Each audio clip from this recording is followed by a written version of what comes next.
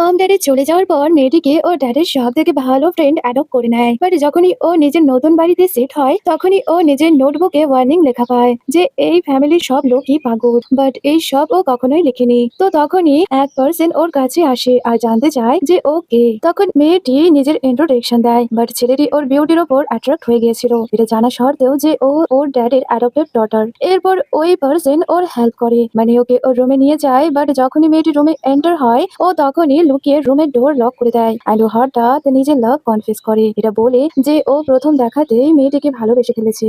ভয় পেয়ে মেয়েটি ওকে স্ল্যাপ মারে, এতে ওই ছেলেটি আরো বেশি রেগে যায়। এই জন্য ও ওই মেয়েটির হেয়ার ধরে আর ওকে ফোর্সফুলি নিজের গার্লফ্রেন্ড হতে বলে। বাট মেয়েটি ওকে ঠিক করে আর জলদি করে ডোরের সামনে এসে হেল্পের জন্য আওয়াজ দেয়। তখনই ওই পার্সনের বড় ব্রাদার ডোরের সামনে আসে আর ওকে ডোর ওপেন করতে বলে, কিন্তু ভয় পেয়ে ওই ছেলেটি মেয়েটির মুখ বন্ধ করে রাখে আর বলে যে ও নিজের সিস্টারের সাথে ফান করছে। বাট তখনই বড় ব্রাদার কিক করে ডোরকে ওপেন করে দেয়। তখনই ওই ছেলেটি মেয়েটিকে ওর বড় ব্রাদারের দিকে ধাক্কা দেয়। এর সাথে ব্রাদারের রুড ফেস দেখে ওই ছেলেটি জলদি করে মেয়েটির কাছে মাপ চায় অ্যান্ড মাফি চাওয়ার পর ওই ছেলেটি জলদি করে সেখান থেকে চলে যায়। এরপর ওই ছেলেটির বড় ব্রাদার মেয়েটিকে মিল্ক দেয়, এর সাথে ওকে ফ্যামিলিতে শিফট হওয়ার জন্য ওয়েলকামও করে। বাট হঠাৎ মেয়েটির নোটবুকের লেখা ওয়ার্নিং মনে পড়ে আর ওর মাইন্ডে ভয়ানক ইমেজিং হয়। এই জন্য ও ভয়ে গ্লাস নিচে ফেলে দেয়। বড় ব্রাদার জলদি করে নিচে পড়ে থাকা গ্লাসের টুকরোকে ক্লিন করতে থাকে। তখনই মেয়েটি নিচে চাবুকের শব্দ পায়,